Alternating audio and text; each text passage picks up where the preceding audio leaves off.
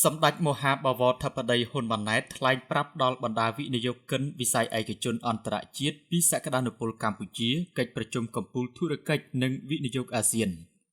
សម្ដេចមហាបវរធិបតីហ៊ុនម៉ាណែតនាយករដ្ឋមន្ត្រីនៃកម្ពុជាបានអញ្ជើញជាអធិបតីភាពក្នុងកិច្ចប្រជុំកំពូលធុរកិច្ចនិងវិនិយោគ ASEAN Business and Investment Summit ក្នុងទីក្រុងហ្សាកាតាប្រទេសឥណ្ឌូនេស៊ីនារសៀលថ្ងៃទី4ខែកញ្ញាឆ្នាំ2023នេះនៅក្នុងពិធីដ៏មានការទទួលស្វាគមន៍បដិសណ្ឋារកិច្ចដោយលោកអាចារ្យរ៉ាជិត PM ប្រធានក្រុមប្រឹក្សាពិគ្រោះយោបល់ធុរកិច្ចអាស៊ាននិងអ្នកអង្គការគិតមេងប្រធានសភាពាណិជ្ជកម្មកម្ពុជានិងជាសហប្រធានក្រុមប្រឹក្សាពិគ្រោះយោបល់ធុរកិច្ចអាស៊ាន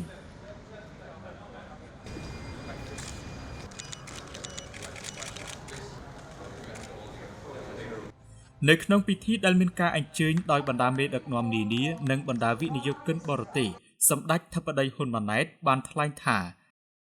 is tightening, causing constant changes in regional and global economy and trade and putting greater pressure on peace, security and prosperity for ASEAN as a whole. The ongoing Ukraine war in particular has caused tremendous destructions to the Ukrainian people. Yet, far beyond the border of the war, we all directly and indirectly suffer the ripple effects ranging from the disruptions of supply chains and slower growth of the world economy. Ladies, Excellencies, ladies and gentlemen, Cambodia has been actively advocating and engaging in regional and global peace and security matters. On regional levels, as Cambodia assumed its ASEAN chairmanship role in 2022, Samdech Techo Hun Sen, the former Prime Minister of the Kingdom of Cambodia, led a high-level delegation to the Republic of the Union of Myanmar to advocate the escalating tensions and enabling constructive dialogues among relevant stakeholders to achieve enduring peace and national development, and shared win-win policy success drawn from lessons learned in Cambodia. On global levels, we have transformed ourselves from a recipient country of the UN Blue Beret deployment to become an active contributing country in UN peacekeeping operation in some hotspot countries of the world, as evident by UN peacekeeping and mine clearing missions in Africa and Middle East. We strongly believe that war cannot end by war. True peace and prosperity would only stem from peaceful settlement of conflicts through dialogue and consultations based on win-win approach, whereby it is imperative to have the participation and agreement of all parties involved, in a spirit of mutual understanding, setting the well-being of the people as a top priority. In the broader context, ASEAN and international communities must exert leadership in opposing the use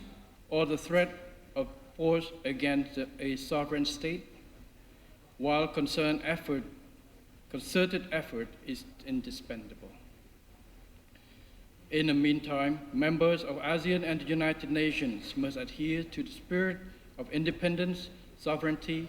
territorial integrity, equality, and non-interference, stipulated in the ASEAN and UN charters. Excellencies, ladies and gentlemen, ASEAN have become the fifth largest economy in the world. The success story of ASEAN has always been based on peaceful cooperations with active and proactive participation from the private sector as a prerequisite for socio-economic and human development. By having peace as a core fundamental value, ASEAN has forged stronger regional partnerships among its member states to enhance prosperity in the region and beyond. In this spirit, ASEAN must strive to strengthen its unity and centrality and advance the ASEAN economic community building process to sustain ASEAN as a region of critical importance and major center of prosperity, which can be equally and inclusively shared. In the current regional and global context, to achieve common prosperity, it is imperative that the strengthening and deepening of ASEAN economic integrations further contribute to narrowing the development gap within ASEAN itself. The promotion of intra-ASEAN trade and investment, in particular, ought to be meaningful and leave no one behind. To realize these visions, ASEAN must strive in a concerted effort to secure a timely conclusion of a better forward-looking and more practical ASEAN trade in goods agreement upgrade. Equally important, we ought to fully and effectively utilize the Regional Comprehensive Economic Partnership Agreement, or RCEP, while ensuring that the existing ASEAN Free Trade Agreements and economic cooperation with all ASEAN dialogue partners are still of critical importance and relevant for businesses and investors. Moreover, ASEAN should take full advantage of the change in economic architecture to become more resilient by accelerating inclusive ASEAN digital transformations, enhancing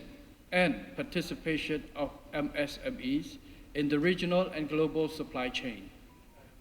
and being more forward-looking and adaptive to emerging issues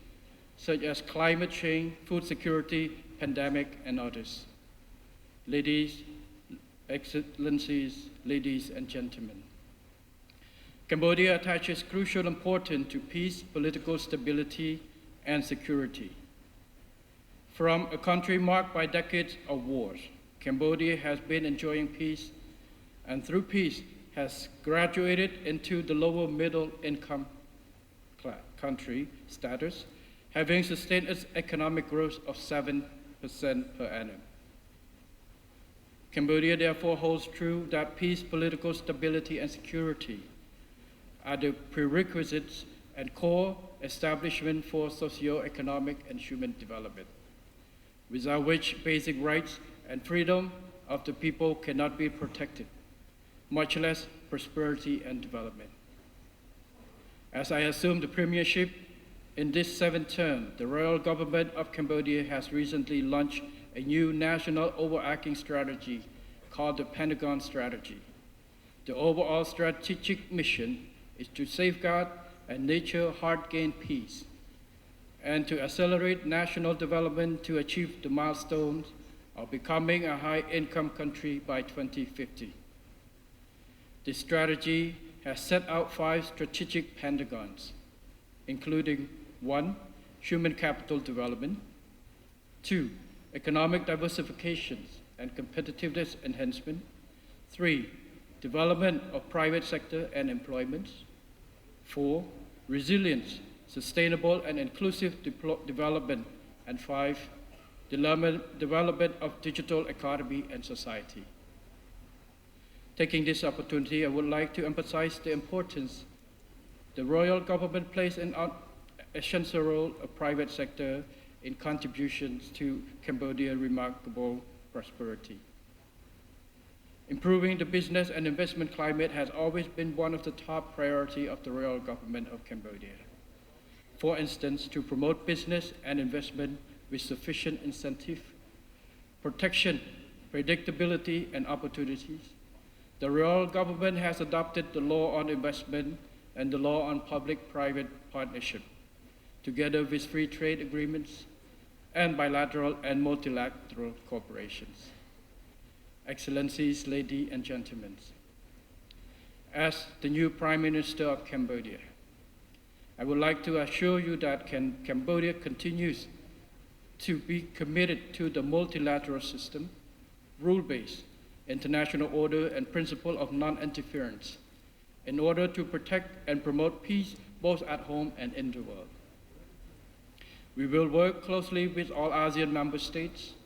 as well as private sectors, to foster inclusivity, peace, and prosperity in the region and beyond. Cambodia stands ready to welcome all prospective investors to the kingdom where opportunities are abundant. Finally, I wish this summit a great success and wish Excellencies, ladies and gentlemen, the four Buddha blessing of longevity, nobility, health, and strength. Thank you very much.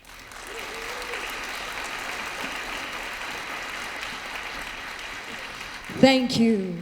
the Prime Minister of the Kingdom of Cambodia.